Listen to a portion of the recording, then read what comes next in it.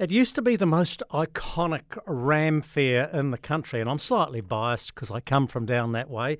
The Gore Ram Fair. Back in the days, they sold Romneys for days upon days upon days, and the likes of Sir Brian Lahore would go down there and be mobbed by the fans. But I digress. Here's a man who might be mobbed by the fans today. My old Lincoln College mate from 1982, Simon Eddington, who's the genetics rep for PGG Wrightson. Simon, can you believe it's over 40 years since we were at Lincoln together? Not really, Jamie. No, it's gone pretty quickly. Everything goes pretty quickly these days. But, hard to believe that 40-odd years has gone past, and sometimes you don't feel like you have grown up much from those days anyway, but we do anyway, don't we? The only thing that hasn't changed is Tim Burton's annoying voice. Oh, we can remember. Anyhow, we better get back on track. Look, and I did make a reference to, Gore was the Romney capital of the world, probably, and they had the big Romney Ram Fair down there, and Gore was, along with Morrinsville, off the back of the dairy cow, were the two richest towns per capita in the country. Those were the days. That was the 50s and 60s and 70s. Times have changed. Are the Romneys playing a part at all in this Gore Ram Fair? Yes, Jamie, there's probably about 15, and there's 90 rams all up today coming in for there's obviously the Perrindales are first, and then the rest of the breeds coming in afterwards. But no, certainly not like the days of old. Just land use change. We've seen what's happened there, and it just keeps happening. So, they're still a strong breed, but it really is struggling a wee bit. We're seeing probably the terminals actually doing quite well at these sales as well at the moment. Tell me about the meat breeds. What's in vogue at the moment? Well, you've always got, with meat breeds, you've probably got your Poledors, your Suffolks, your South Suffolks, South Downs. Look, and quite a few on-farm sales happen with those rams as well. So, but yeah, look, it's that early maturing, ready in sort of 3 or 4 months, which is that's the way it seems to be going. When you talk about wool breeds.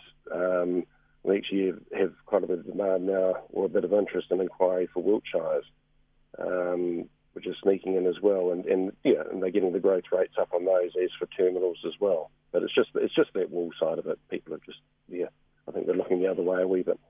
Now, the Wiltshires, of course, the self-shedding sheep, wool becomes superfluous almost to the equation because they shed it. You don't have to share it. It's a bit of a slippery slope to go down there because the wool guys will tell us, and I guess there's some logic to it. You would think at some stage, Simon, strong wool has to make a comeback because it is a sustainable, natural product. We just got to find some more uses for it. You go down that Wiltshire track, it's a long time breeding it back out. Yeah, and I think that's what they will do. They'll go down there. Don't worry, I'm still, in favour and thinking that wool, the crossbred wool, will come back again. I think we'll see it in the next couple of years when it does happen. But the Wiltshires, there's guys that are getting bills now for shearing sheep, and you can't blame shearers either for putting their prices up. It's just part and parcel of what we do. But we're starting to see. Yeah, there's definitely a push towards that. I've just got John McCone here. He's just called in, looking for a pen. Sorry, Jamie.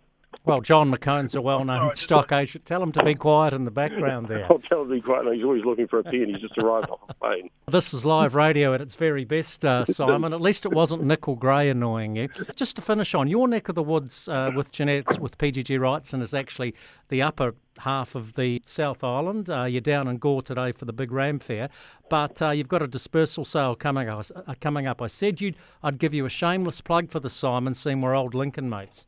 Oh, well, thanks very much, Jamie. We've got a dispersal sale coming up in Nelson, Brightwater Sale Yards on the 17th of February for Suffolks, the Suffolk stud, Hillside Suffolks, and a Romney ewes, Chrome Hills Romney. That's Malcolm and Donna Irvine have got that sale there. So, yeah, there will be a lot of interest in, especially in the Suffolks. Good genetics all the way through.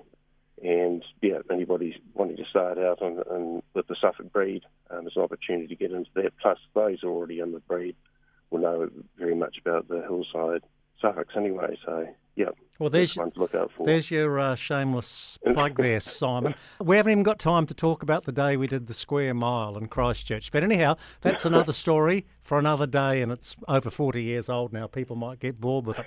Hey, great to catch up, mate. Okay, that's good, Jamie. We'll be in touch.